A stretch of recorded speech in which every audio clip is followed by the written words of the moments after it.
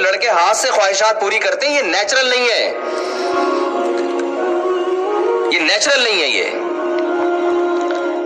Doctor تو کہے گا body کو کوئی نقصان نہیں ہے۔ دیکھو جو لڑکوں سے بدفعلی کرتے ہیں باڈی کو ان کے کوئی نقصان ہوتا ہے؟ مینٹلی بیڑا غرق ہو جاتا ہے ان کا، اتنا بیڑا غرق ہوتا ہے کہ لوط علیہ السلام کہہ رہے ہیں کہ تم عورتوں سے شادی کرو، وہ کہہ رہے ہیں ہمیں عورت سے نکاح میں کوئی رغبت نہیں ہے۔ وہ جو ہارمونز باڈی میں جو انسان میں خواہشات کو بھڑکاتے ہیں، ان ہارمونز کی ایسی کی تیسی ہو گئی تھی کہ نہیں ہو گئی تھی لوط علیہ السلام کی قوم کی؟ ابے کیا ہو رہا ہے، کیوں سمجھ میں نہیں آ رہا؟ تو اللہ نے آپ کے اندر ایک خواہش عورت کے لیے رکھی ہے، وہ ہاتھ سے پوری کر رہے ہو اور آپ کہہ رہے ہو کوئی نقصان نہیں ہوگا، تو کیوں نہیں ہوگا نقصان بھائی؟ جو کام جس کام کے لیے خدا نے پیدا کیا ہے، جو رکھا ہے، وہ آپ اس کے علاوہ اپنی پوری کر رہے ہو۔ یہ ڈاکٹر بیڑا غرق کر دیں گے آپ کا۔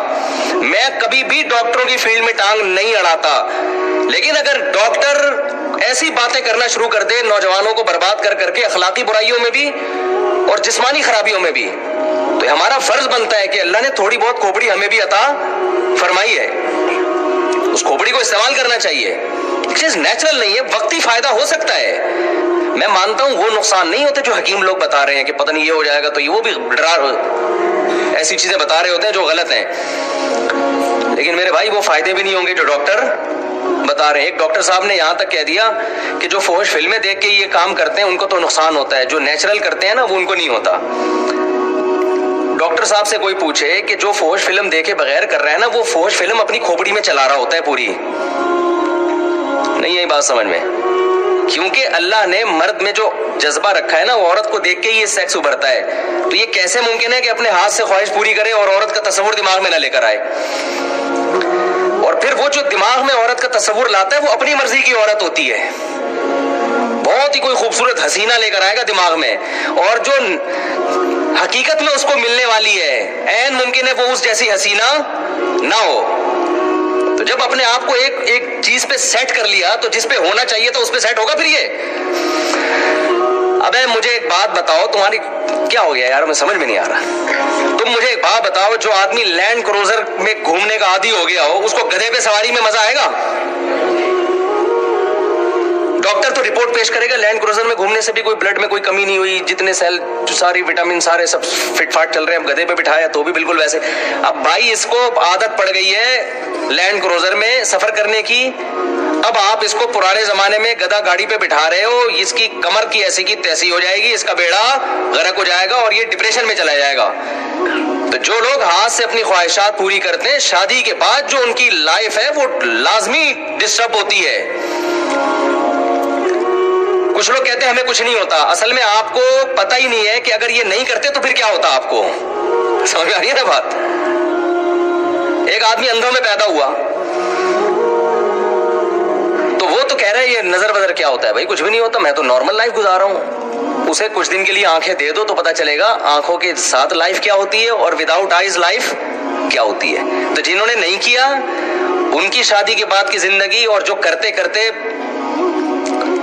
عادی ہو چکے ہیں ان کی شادی کی لائف کی زندگی میں کیا ہوتا ہے فرق؟ اب اس نے کمپیئر ہی نہیں کیا ہوتا نا، اس کو وہ حیات ملی نہیں ہوتی، وہ لائف ملی نہیں ہوتی، تو کیسے کمپیئر کرے گا یہ؟ تو وقتی فائدے تو ہو جاتے ہیں، وقتی تو چھٹا لگانے میں بھی ہوتے ہیں بھائی، ریلیکس ہو جاتا ہے۔ تو ڈاکٹر یہی کہہ رہا ہوتا ہے کہ ڈپریشن میں جا رہے ہیں تو یہ کام کر لو تو ذرا ریلیکس ہو جاؤ گے، وقتی طور پر سب کچھ ہوتا ہے، فائدہ ہوتا ہے، لیکن اس کے دورس نتائج وہ نقصان دہ ثابت ہوتے ہیں۔ یہ ریلیکس ایسے ہی ہے کہ آپ اگر برداشت کر لیں نا اپنی خواہش کو، وقتی نقصان ہوگا لیکن آہستہ آہستہ برداشت کرنے کی عادت پڑ جائے گی اور پھر یہ ٹھڑک پیدا ہی نہیں ہوگی۔ لیکن جس نے اپنے آپ کو اس طرح ایک دفعہ کیا تو پھر ایک دفعہ نہیں ہوگا، پھر 2 دفعہ ہوگا، پھر 3 دفعہ ہوگا، پھر بار بار یہ ٹھڑک ختم ہونے کے بجائے اور زیادہ بڑھتی رہے گی۔ یہ نشے کی طرح ہے، یہ بالکل ایسے ہی ہے جیسے کوئی ٹینشن میں تھا، آپ نے اس کو تھوڑی شراب پلا دی کہ یار تھوڑا ریلیکس ہو جائے گا، تو وہ ریلیکس تھوڑی ہوگا، اب دوبارہ ٹینشن میں آئے گا اور جلدی آئے گا ٹینشن میں۔ پہلے تو ٹائم کے بعد آ رہا تھا، اب جلدی آئے گا ٹینشن میں، اب پھر 1 گھونٹ پیا، 2 گھونٹ پیے گا، پھر 1 بوتل پہ آئے گا، پھر 2 بوتل پہ آئے گا، پھر وہ بن جائے گا شرابی۔ تو اس لیے جو اللہ رسول نے کہا ہے نا وہ غلط نہیں ہو سکتا. اللہ میاں نے ہمارے لیے ایک ہی آپشن رکھا ہے بھائی, نکاح کرو. اور تمہارے لیے اللہ نے کس کو پیدا کیا؟ بیوی کو پیدا کیا بس. الا علی ازواجہم او ما ملکت ایمانہم, اللہ نے فرمایا صرف بیوی ہے تمہارے لیے. فمن ابتغى وراء ذلک, جو بیوی کے علاوہ کوئی بھی راستہ اختیار کرے گا, فاولئک هم العادون, یہ لوگ اللہ کی حدود کو توڑنے والے ہیں. اور ایک اور اخلاقی نقصان اس کا کیا ہوتا ہے, دیکھو فطرت کبھی بھی دھاندلی نہیں کرتی. جو لوگ خدا کو نہیں مانتے نیچر کو تو مانتے ہیں نا. ارے جو خدا کو نہیں مانتے وہ نیچر کو تو مانتے ہیں نا, کہ کائنات میں ایک نظم ہے, ربط ہے, جس کو وہ نیچر سے, میں آ رہا ہوں اپنے اصل ٹاپک کی طرف, یہ ذرا درمیان میں بات آ گئی, تو وہ نیچر کو تو مانتے ہیں کہ نہیں مانتے؟ تو مجھے آپ بتاؤ آج تک نیچر نے کبھی غلطی کی ہے؟ جو چیز نیچرل ہے وہ کبھی غلط ہو سکتی ہیں؟ بالغ ہوتے ہی اللہ آپ کے اندر بے پناہ شہوت رکھ دیتا ہے. کیوں؟ فطرت یہ چاہتی ہے کہ اب مرد اور عورت کا ملاپ ہونا چاہیے. آپ نہ چاہتے ہوئے بھی شادی کرو, آپ قدرت یہ چاہ رہی ہے. اور آپ چاہو نہ چاہو آپ کی اولاد پیدا ہو جائے, کیونکہ قدرت کیا چاہ رہی ہے؟